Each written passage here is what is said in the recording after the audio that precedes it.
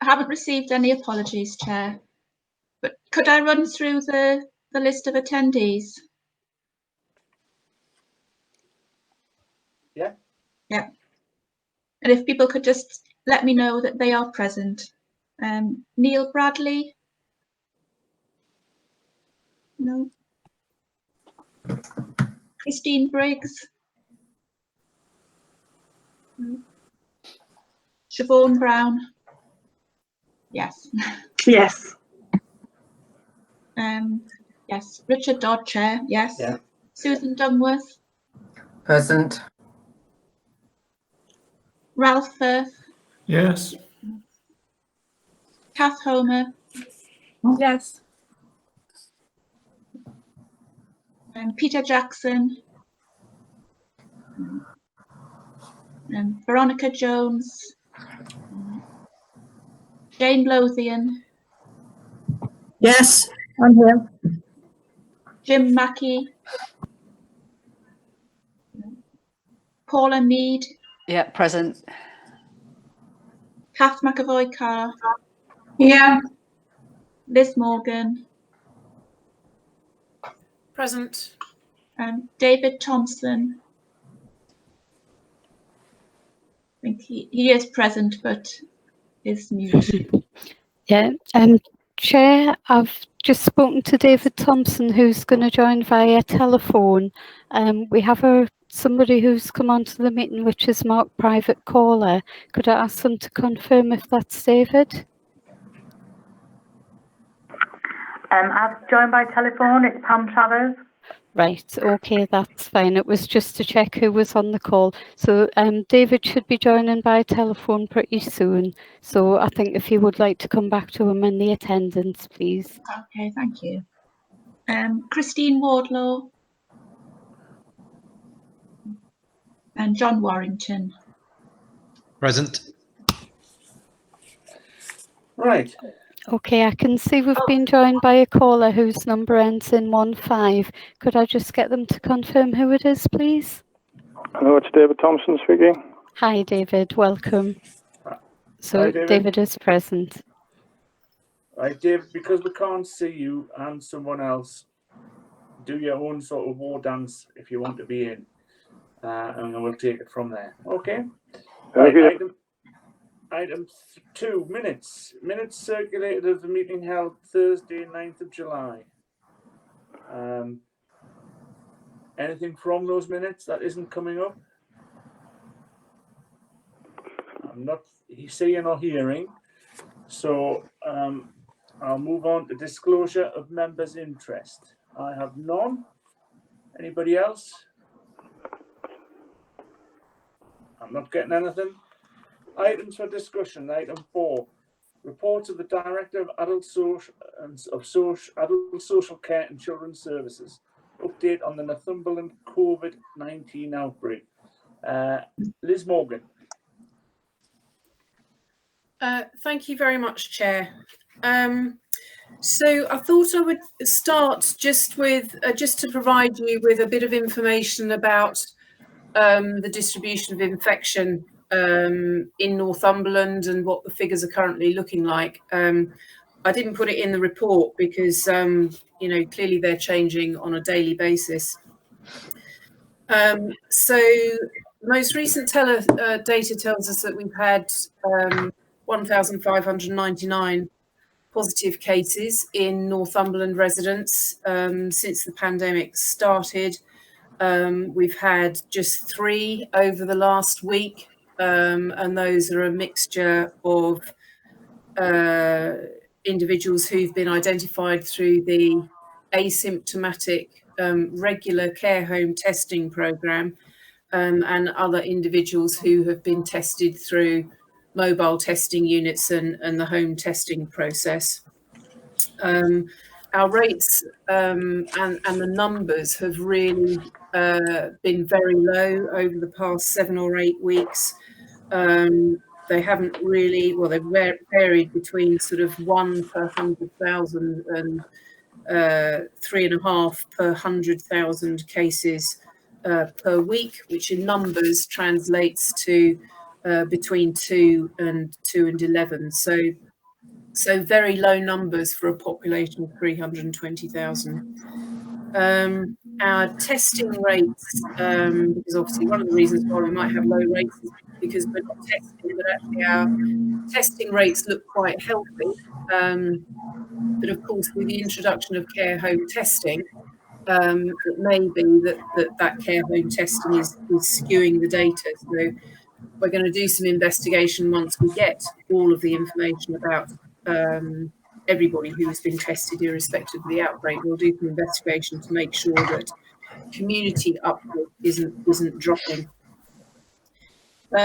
Nationally, the ONS now estimate that about 1 in 1,900 people at any one time have got COVID-19 in the population. The numbers of people testing positive has obviously increased since the low point at the end of June, but it looks as though that is now levelling off. But there's no real evidence of any differences in infection rates between regions. Deaths in Northumberland continue to fall. We've had our first week with no deaths at all, which is really good news. But I think we have had one this week, which is always a tragedy for the family. I think nationally, again, or regionally, Public Health England, I don't think it has any real concerns over the levels of infection in any of the local authorities in the North East. But any of you who've seen the news will realise that there is a bit of a spike in Middlesbrough at the moment, and we think that that's related to a number of household-related outbreaks. Hang on a second, nationally, Liz, there's yep. a bit of interference.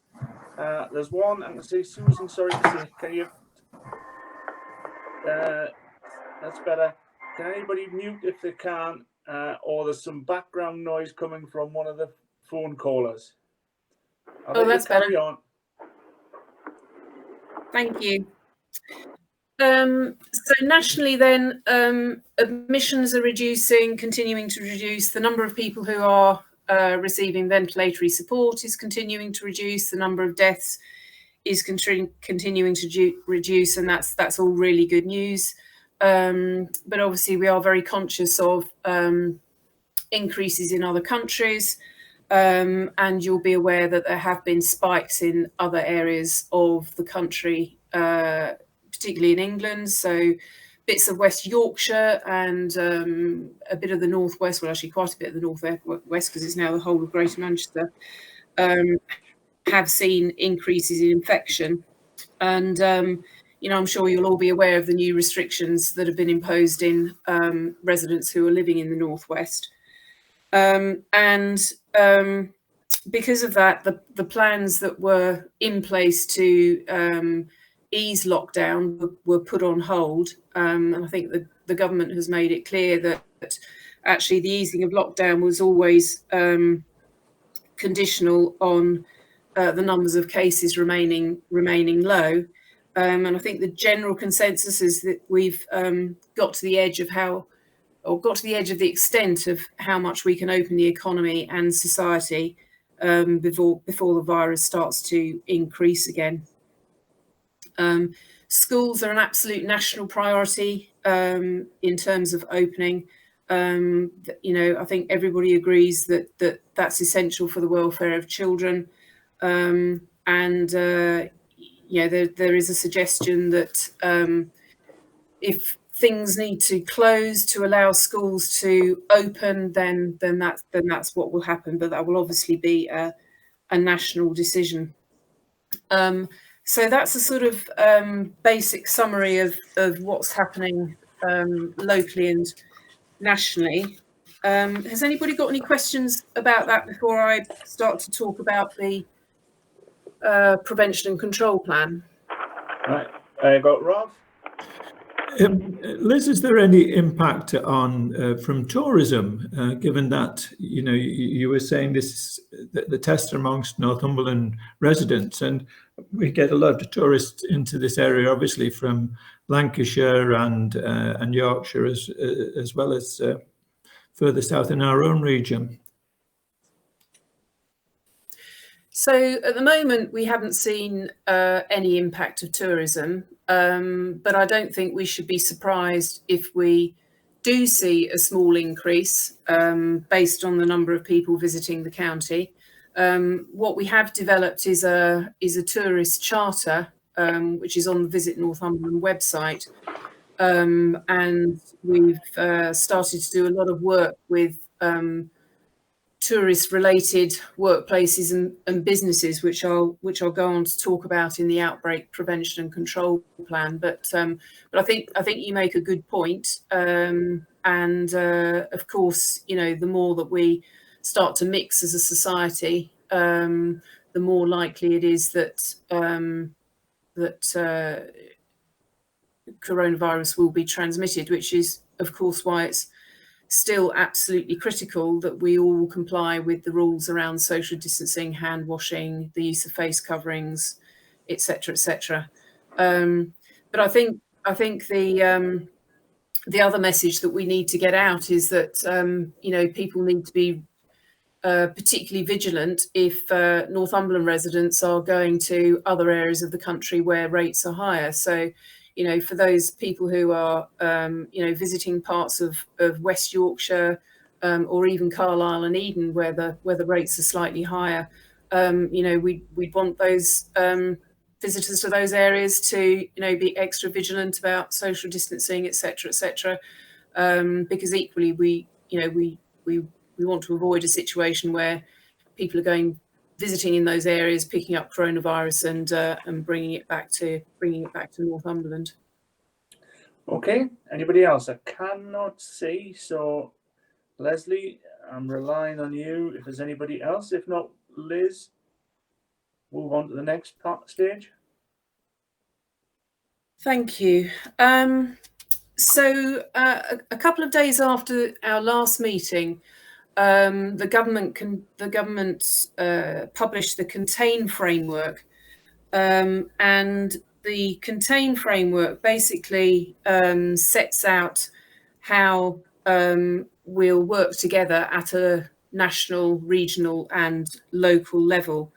And there are a number of implications for us as a local authority. The first one is around the use of powers and how we respond to outbreaks and increases, localised or generalised increases. So we've been working really hard to come up with a process for invoking the sort of legal powers that we've got, and coming up with a process to do that. But there's also a lot of things that we can do short of invoking legal powers, and so we've thought about if we had a localised increase, you know, we would need to do some localised communication engagement. We've thought about the use of mobile testing to increase testing capacity, and a whole range of other interventions that we can put in place to support the management of increases in a particular area, falling short of actually using the legislation that we've got in hand.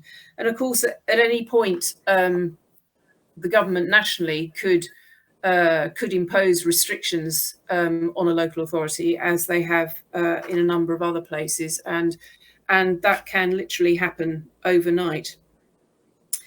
There is I think the other thing that the Contain framework made clear was around the sort of the escalation process in terms of areas that had come to the attention of the government. We have a regional oversight group, which is chaired by the Chief Executive of Durham. And that regional oversight group really sort of provides the link between us as local authorities and the Joint Biosecurity Centre and government. all of the agencies involved. So, you know, the Joint Biosecurity Centre nationally, Public Health England regionally, and local authorities, and particularly me as the Director of Public Health, look at all of the data on, you know, a daily basis, if not more frequently, to identify anything that indicates any sort of issue that we would want to pursue. Because of course, what we'd like to do is to be able to nip anything in the bud before it escalates and brings us to the attention of the national agencies. So in terms of the actual outbreak prevention and control plan, then there's been a huge development really in terms of access to data. You know, we're getting a vast range of reports on a daily and weekly basis on cases, contacts, contact tracing, situational reports. We're getting data which look at modelled trajectories and tell us whether we're in danger of exceeding our sort of trajectory. But I think also more importantly, as of next week, we should be getting record level data of all individuals who have been tested, irrespective of the outcome. So at the moment, we've only got record level data of cases, positive cases. We don't have record level data of all of those people who've been tested. And the reason why it's important to have all of that data is that I want to make absolutely sure that everybody in Northumberland has got equity of access in terms of testing. And at the moment, I can't do that because I don't know where all of the people who are being tested are coming from. We're also continuing to develop our own surveillance dashboard, and that's looking really good. IT are working or doing the last bits of work to put a mechanism in place to make sure that all of the individuals on the Health Protection Board can access that surveillance dashboard. And that's the sort of technical fix that we need to work our way through. And the Public Health Intelligence team use all that record level data to visualize it in the form of sort of maps and graphs. So for instance, for every case, I know exactly where that case is, who they are, how old they are, how they were tested. And I also know where all of the contacts are for that case. So we really have got a huge amount of data at our disposal.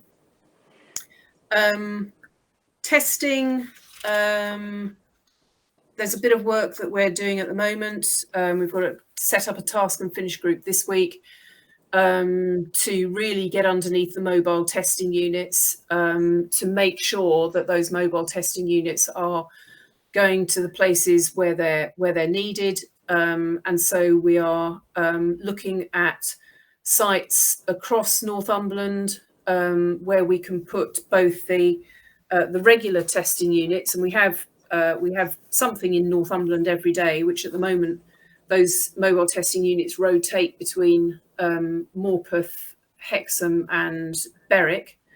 But we really want to find a site in Ashington and Blythe. And the other bit of that work is to identify sites where, if we had a localised increase in a particular area, we need to be able to put a mobile testing unit in there quite quickly, which requires a bit of forward planning. So we're doing that bit of work at the moment. And then the other bit of the paper really talks about the work of the wraparound support teams. And I would just like at this point to thank everybody who has been involved in those wraparound support teams. And, you know, people are involved from Advanced Northumberland, from the Trust, from the CCG, from primary care. So it really has been a multi-agency effort. We've now got a 7-day week support process in place for care homes. largely supported by our infection prevention control team in the trust. That wraparound support team is having weekly meetings to ensure that care homes are as supported as they can. The educational settings one will restart in the next couple of weeks. You'll appreciate that there's been a bit of a hiatus over the summer, but the schools have worked really hard to make sure that they are able to open in September. And a large part of that work has been about sort of allaying their concerns around transmission in children and the impact that will have on staff. Probably useful to reiterate now that actually transmission in children, you know, the evidence is still that transmission in children is low. Business and workplaces, that there are now weekly meetings for that particular working group, and we're particularly looking at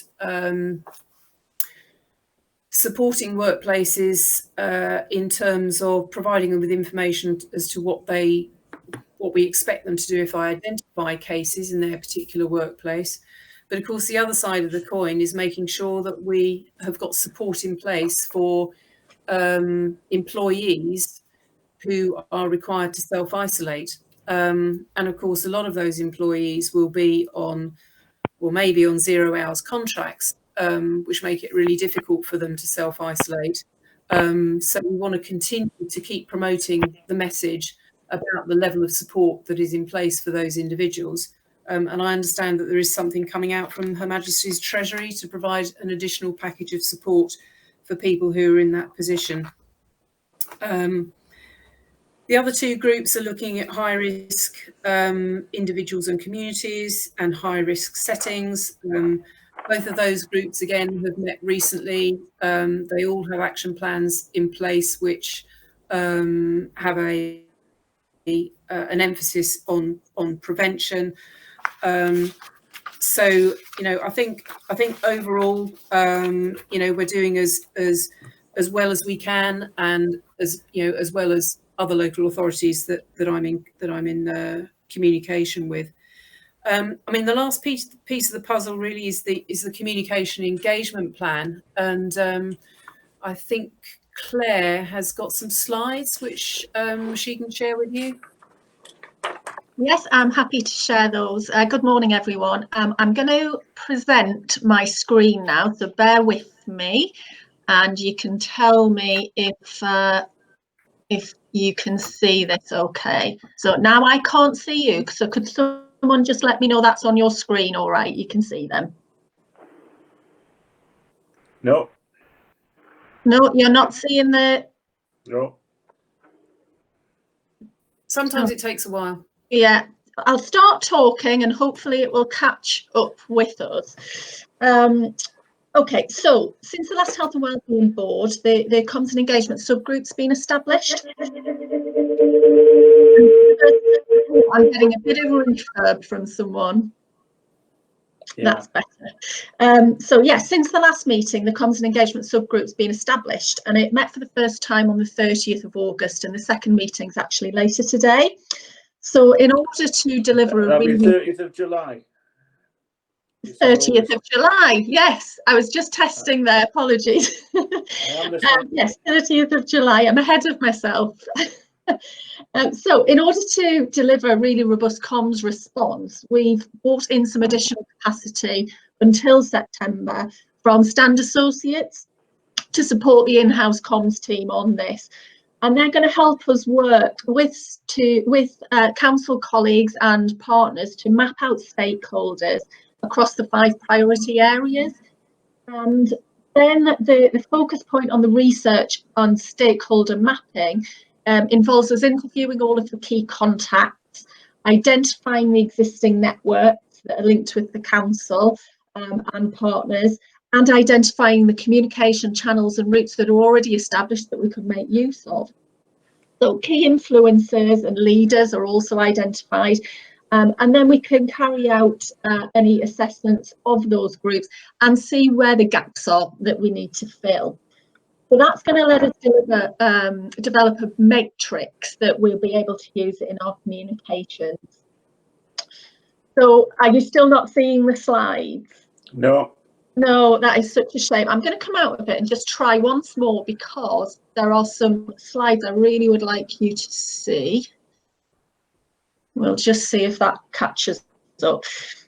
So meetings have already taken place with 3 of the priority leads to start this stakeholder mapping exercise. So we've already met with the workplace and businesses, care homes and the educational settings, and the meetings are scheduled with high-risk individuals and settings as well. And what we've done is met with them to identify key people in their areas that we should talk to. And to give you a flavour of some of the things that's coming out of that, we've got, if you take workplaces and businesses, for example, by meeting the context, we've established that there isn't a comprehensive database in existence of all businesses, but we are looking at different ways we can build that up. So we're looking at everything from business rates, contacts that Advance have got, the Economic Recovery Board and other statutory features to help map that out. We've also know that we've got a database of 156,000 council house properties. So that's another database we can access to get messages out to people, as well as a database of those on council tax support. So that will help us identify the more deprived areas if we want to target them with messaging. In educational settings, we know that the preventative measures are really well established already, but we have identified that we need to develop some more support for schools in the form of a toolkit, and that might include things like flowcharts, template letters for schools should an outbreak occur, key messages, that kind of thing. So we're setting up some meetings with some head teachers that are willing to work with us on that, as well as colleagues across education.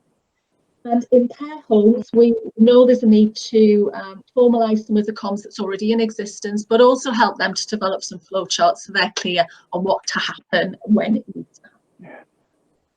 So as well as that, we are continuing to amplify all the national messaging, sharing on social media all of the key campaigns that are going out nationally, encouraging people to comply with social distancing, get tested if they get symptoms, etc.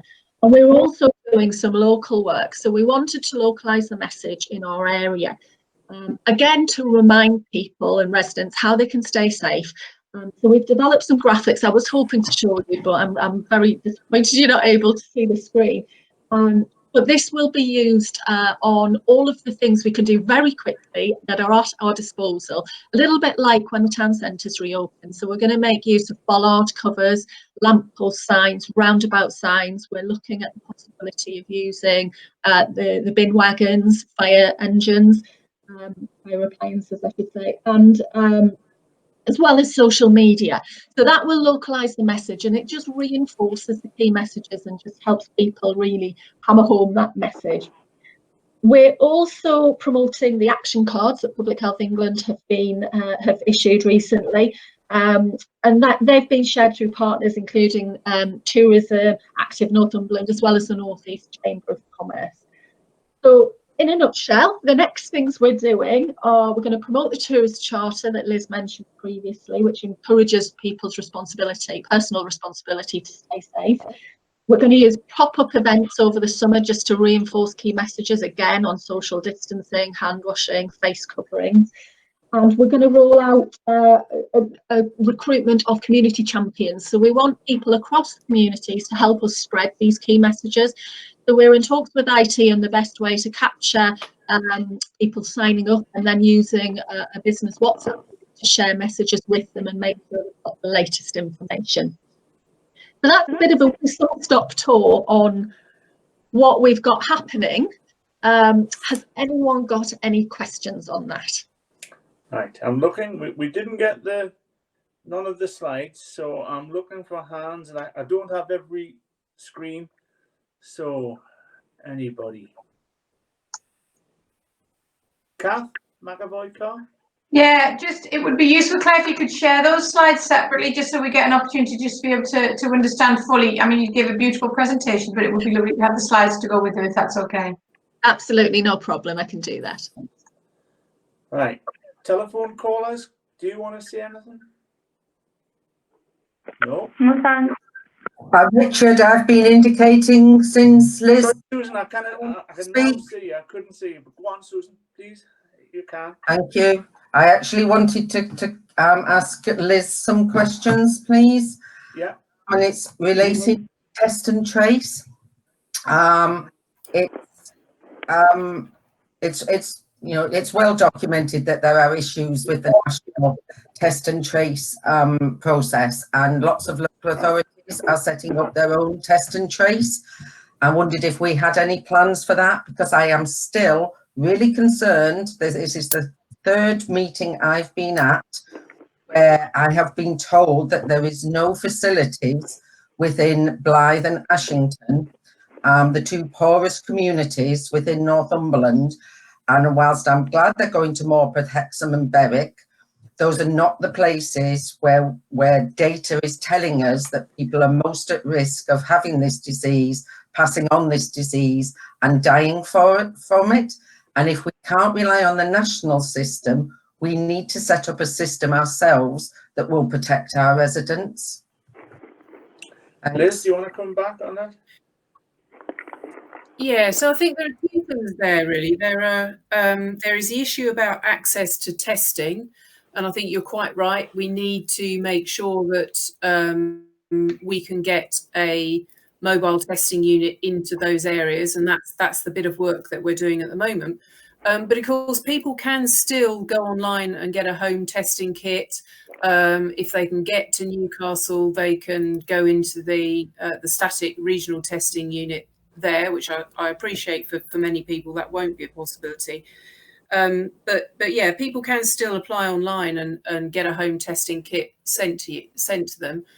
The other issue, the sort of wider issue about NHS Test and Trace, I mean, as you rightly say, a number of local authorities, you know, particularly Blackburn, Bradford, Leicester, have highlighted issues about NHS Test and Trace. And when you look at the figures from Northumberland, about 83% of our contacts are followed up by the system in totality. But when you separate that out between our Public Health England regional team, who follow up 100%, manage to follow up 100% of the contacts, the national element of it, which is the call handlers and the NHS sort of central clinical handlers, only follow up 61% of those contacts. And that's something that we've been highlighting as an issue to the Department of Health and Social Care for some time. And on Monday, the government announced that basically acknowledging the issues with NHS Test and Trace, announced that some of those national resources would be reprioritised to local authorities, or in our case, probably more likely that that they will go under the umbrella of Public Health England. So the intention is that we will have a much more localised contact tracing process in place, and we've got a meeting next week as directors of public health to look at what a model might look like for the North East. The really important thing is that whatever localised contact tracing process we have in place, it's got to be linked to the surveillance system which Public Health England is using, because the last thing we want is yet another fragmented data set of cases and contacts to deal with.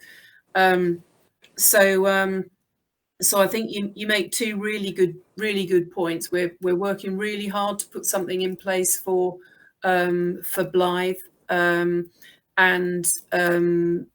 we are on the road to having something more localised in place in terms of contact tracing. And going back to Claire's point about the community champions, I think that's where those community champions could be potentially really useful, because certainly in Blackburn, they've used those individuals to actually knock on the door of people who they really struggle to get hold of, so that a conversation can be had with them about their contacts and about the importance of self-isolation.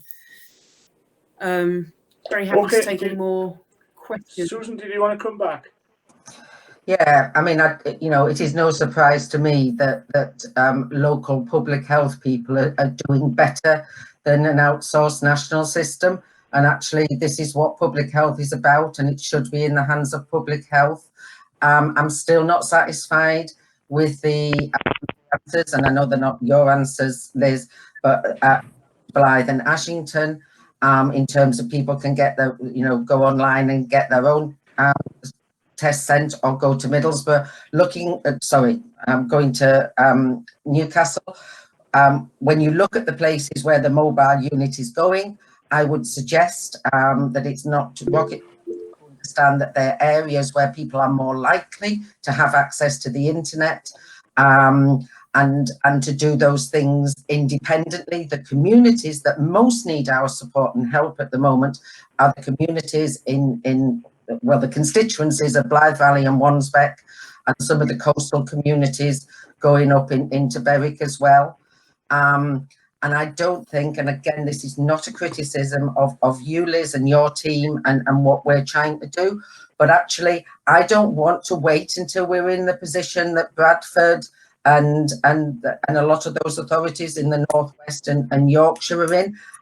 We need to learn in this virus from what happens in other places and act early, not late. And the fact that there is a meeting next week, that is another week of cross-infection potentially within our community without the systems in place, while we wait for a meeting to discuss how we can set something up. We know we've got a problem here. Please can we act on it now and get those systems in place that don't rely on people having the means and the wherefore to access testing themselves. Thank you. Right, I will have a conversation after this and see if that request can be, speeded up. Anybody else? I cannot see or hear anybody else. We can comment, and we've done that. So I'd like to move on to the next issue or the next item. Director of Public Health Annual Report, Creative Health. I'm not sure who's taking this. Is it Liz, Kath Homer, or who's taking this one? So it will be me. I just wonder whether Councillor Homer wanted to say anything before I launched in. Yeah, if that's all right, Liz. I don't think it's any secret. I was delighted when Liz told me that the public health report for 2019 would centre around culture and art. And I think I'd just like really to start by thanking Liz and Veronica for all the work that's gone into this. I think it's well written, it's easy to understand, and I think for me that's always a really good starting point. But we've got some really excellent case studies in Northumberland through work that's been going on for some time now, like for instance the BAIT project in southeast Northumberland, which gives us the opportunity to showcase real outcomes and the impact on physical, mental health and general well-being. Liz's report details all of that, which is great. We've got a cultural strategy. And health and wellbeing outcomes are part of that cultural strategy. We've got a delivery framework for that, and we've got quite a well-established now network committed to achieving the outcomes of the cultural strategy and monitoring progress on the goals. So I think we're in a really good place, but of course the sector has taken a knock over the last couple of months, and we just, we can't get away from the fact. But I think from what I'm seeing and talking to people, the sector remains focused on the cultural strategy and the work that's been going on through the North East Cultural Partnership, which you might have seen that the 12 local authority leaders signed up to, you know, there is an intention and a will that the sector will bounce back, and it might be different, but, you know, hopefully, like all things, it'll come back better and it'll come back stronger. And I just think generally, before I hand over to Liz, I think there's some really great opportunities here to, you know, for instance, as part of the report, embed creative health champions in all the work that we do. And certainly the involvement that I've had with the all-party parliamentary group on creative health and well-being, I think there's a really golden opportunity to establish a creative health hub with all of you as partners, you know, and other partners far-reaching than that, you know. And wouldn't it be great to have that led by Northumberland? So I'm going to shut up now and I'm going to hand back to Liz. Thank you. Right, Liz. Thank you very much. Really, the purpose of this report was to build on the very solid foundations that we've got relating to arts and health, to explore how we can really embed the arts more firmly within clinical care and the prevention agenda. And when I talk about prevention, it's not just, you know, prevention in the traditional sense in terms of you know, changing people's behaviours and lifestyle issues. It's also prevention in terms of our capacity to build on the sort of the positive assets. Oh dear, sorry about that. That we've already got in place. So the report really highlights the impact that the arts can have on health in its widest sense. From improving prenatal and perinatal health to increasing bonding, to supporting the development of social and behavioural development and readiness for school. The arts are, you know, there's lots of evidence that the arts can support those activities. We also know that the arts can help people to manage long-term physical and mental health conditions better. We know from our own programmes that it can have a significant impact on individuals who may be the furthest away from employment. It can increase their confidence, increase their self-esteem to a point where they're confident enough to write a CV and apply for a job. We also know that the arts can reduce cognitive decline in older people, can reduce frailty. We can use dance to improve strength and balance in people at risk of falls. We can use theatre as a really effective way of educating young people about positive health promoting behaviours, to confront issues around stigma, provide coping mechanisms for mental health problems like anxiety. And we can use the arts to improve clinical skills in healthcare professionals. You know, we've got one of the biggest medical schools on our doorstep. So I think we've got a lot of the building blocks in place to really drive this forward within Northumberland. We've got a university which is really keen to work with us to develop this further. We've got a regional integrated care system which has got arts and mental health work stream as one of its priority programmes. And I really think that we're pushing at an open door to become a beacon nationally, bringing together the arts and health. There are 4 recommendations in the report. I mean, I think, you know, the biggest one, clearly, certainly the one to have the biggest impact, is to develop a North East creative health hub led by Northumberland. So I think Councillor Homer and I would really like to have a conversation with you about how we place creative health champions, you know, as roles within all of our organisations, and also to get a view from yourselves as to, you know, whether we've got an appetite to really push forward on a North East creative health hub. So sort of open up the discussion to the board, really. Obviously, if you've got any questions, I'd be very happy to take them. Okay. Any questions? Claire, it's Claire Riley. Can you hear me? Yes. Hi, I fully support Thanks, Liz. I fully support this work. This is a fantastic way forward, and actually just making sure that we are a key partner in that work from a NHS point of view. We do an awful lot in the healing arts, and we've won awards for all of the work that we do. We're also getting access to quite a lot of funds through the Captain Sir Tom through our charity. So our charity arm is the vehicle for all of our healing arts work.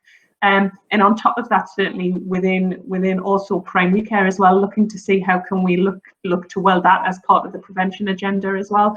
So I think there's a great opportunity through our charity. There's potentially an opportunity to bid for funds for certain projects as well. And I think it would be really good to be able to demonstrate some joined up thinking on that across the health system. Okay, Susan Dunworth. Thank you. Thanks, Liz. I always look forward to the annual reports from Public Health at Northumberland.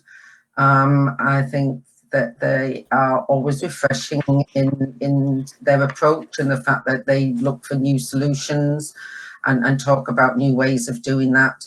I think we've long recognised the link between health and well-being, both mental and physical, with arts, culture and leisure. So I think it's really good. This builds on the whole asset-based approach as well of public health. So I thank you for that. I would love to see Northumberland lead the way in setting up a hub. And I think, again, you know, lots of people cross-use resources in this area. They don't necessarily just use resources within their own local authority area. So getting that message and sharing those resources would be really helpful. However, I do not know at the moment whether Northumberland is in a position, has the capacity to lead on things. I am aware we don't have the portfolio holders for adult services or children's services or public health on this call this morning. We don't have the leader of the council, and we don't have the chief executive or the acting chief executive. So I would suggest that maybe we stabilise ourselves first before we start looking to lead on a regional level. Thank you. Okay. Anybody else, Ray? Could I just... Yep. Yes, thank you for the report. I think it's really interesting. Just to say, I was pleased to see the mention about village halls, because so much of these activities depend upon there being a venue where people can meet together, and as well as the playhouse and the maltings, having difficulties restarting. The village halls will as well, and we need to look at them as places where people can get involved in a very natural way and come out and take these opportunities. Fair point. This is going to be a difficult wheel to start. It's like an engine that hasn't started a long time. Elizabeth Morgan. Liz Morgan. Thanks. I mean, I think one of the recommendations of the report was to identify and develop creative health champions within some key organisations. The key organisations being the local authority, the CCG, and the trust. Now, Councillor Homer is sort of acting as one of our creative health champions, but I suppose I'd like to ask whether the PCG and the trust would be able to commit to identifying somebody who can become a creative health champion. Yeah, I think from a trust point of view, we would definitely be able to align to that, Liz, and make sure we get the right people involved. And likewise, Liz, from a CCG perspective, happy to be involved. Okay. Great. Thank you very much. Any more? Anybody else? Anyone from the phones? Nothing. I can't hear nothing. Okay. We note the report, accepts, support the recommendations, discuss and makes recommendations on approaches to developing a North East Creative Health Hub and supports the role of creative health champions in CCGs, NHS Trust and the Council. I think, well, that's just been mentioned, all said. So I'm quite happy. Are we happy to move on? Thank you. Back to the agenda. Urgent business. I have none. Date of next meeting will be the 10th of September. So hopefully we'll see you all there. Okay, thank you for your attendance and we'll see you soon. Great. Many thanks. Thanks. Bye-bye.